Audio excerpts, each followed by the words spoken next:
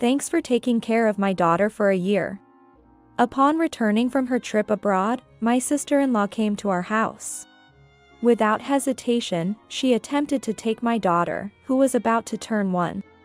Thanking me for looking after her daughter for a year. In a panic, I stopped her, explaining that the child was indeed my own. However, she seemed to not fully grasp the situation. But I left her in the yard. What? I had no idea. Her shocking words sent shivers down my spine. Once she realized that my surprise was genuine, her face began to pale. This was the beginning of a huge commotion sparked by my sister-in-law. It all started about a year and a half ago when Megan, my 25-year-old sister-in-law, suddenly returned to her parents' home with a baby. My husband has suddenly been transferred abroad. But I'm worried about raising our small child in a foreign country. It's all so unfamiliar. I see. I'm pregnant too. I hope our children can be friends. If it's Kristen's child, they're bound to be adorable. It feels strange to think I'll be friends with my sister-in-law. Megan was outgoing and easily spoke to me without hesitation, even though I was 2 years older. This made me feel like we could get along well even after I gave birth.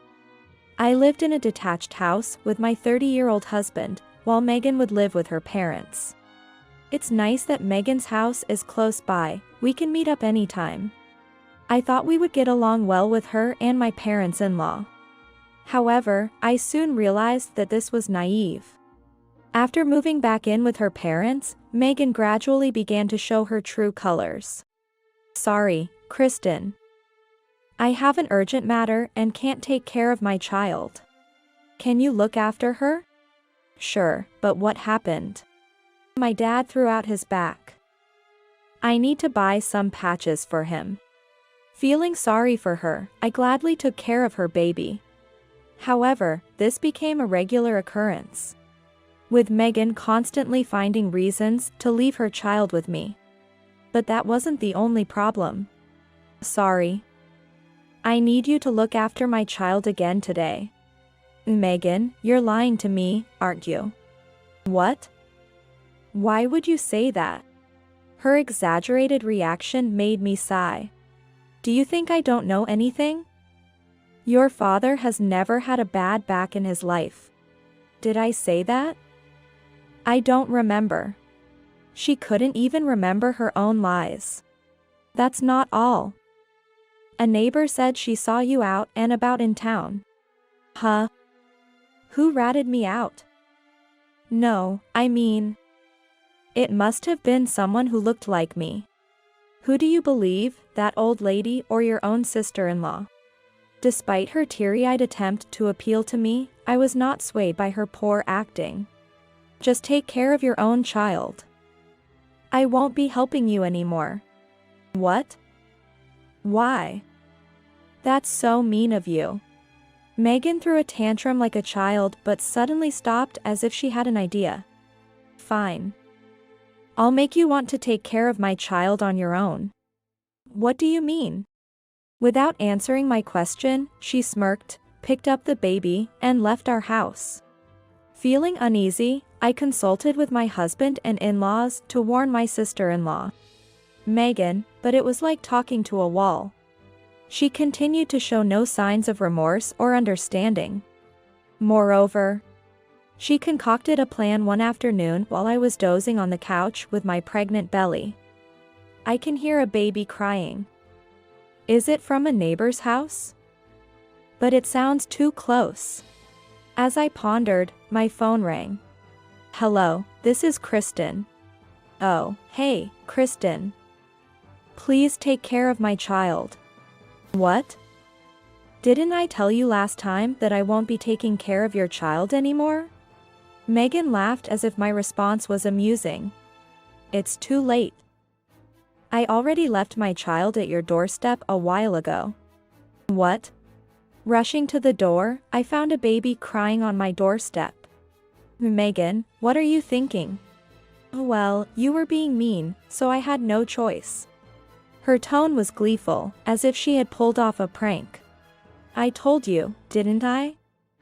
I'd make you want to take care of my child. You wouldn't leave a baby on the doorstep, right? Stop joking. Where are you now? Yes? Though, I suppose it's hard for you to go out since you're pregnant. Megan laughed and hung up abruptly.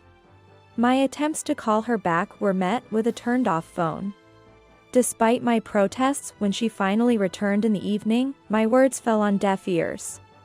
This scenario repeated several times until I reluctantly began to check the doorstep and taken the baby whenever Megan called. Megan, unapologetically, claimed she was doing me a favor by giving me practice for my upcoming childbirth, expecting gratitude in return. I'm not asking for thanks, but isn't there something to be said about attitude? I grew increasingly irritated and stressed by her behavior. This continued for 6 months until an incident occurred a year ago. Going abroad for a bit. That note was all Megan left before disappearing suddenly. No one knew where she went. But it wasn't shocking given her history of impromptu trips funded by her part-time job earnings. My husband casually mentioned, "It's nothing new. She probably went to see her husband since he was transferred overseas." We assumed she took her baby to meet its father. Our family, caught up in our own turmoil, hardly spoke of Megan. Shortly before her disappearance, I went into labor 2 weeks early and was rushed to the hospital, unprepared for the sudden birth of our beloved daughter. In the chaos of an unexpected delivery and adjusting to new parenthood, conversations about Megan faded. Before we knew it, a year had passed since her departure. As my daughter's first birthday approached, our peaceful life was once again disrupted by Megan. "I'm back." Her familiar voice echoed from the unlocked front door. "What?" "Megan, you're back from overseas." Ignoring my words, she walked straight to my daughter. "Thanks for taking care of my daughter for a year." Then, she abruptly attempted to take my child away. "Hey! What are you doing to my child?" As I quickly took her back, Megan frowned in confusion. "Come on, just because you've had her for a year, doesn't mean you get to act all motherly. This child is genuinely my daughter." Both of us were confused for a while. "Megan, didn't you take your own child with you overseas? What are you talking about?" "I left her in your yard." "What?" It seemed our conversation was missing each other. But I felt something terrible might be happening. "You said you left a child for a year, when you went abroad, you left her in my yard?" "That's what I've been saying. At that time, I had just given birth to this child and was hospitalized due to poor health. So I really don't know where your child is now." Shocked by the revelation, Megan's face turned pale as she stuttered in disbelief. "This is serious. We need to call the police." But as I reached for my phone, Megan grabbed my arm with trembling hands. "Wait. Please don't call the police." "But, how can we not? Please. I'll be in huge trouble if you do." Megan seemed terrified. Sensing the gravity of the situation, I decided to inform our family instead and called our in-laws and my husband to explain the situation. However, when I turned around after ending the call, Megan was nowhere to be seen. I can't believe she ran away the moment I looked away. How irresponsible can she be? That was the moment my anger towards Megan exploded. After receiving my call, my husband and in-laws gathered at our house.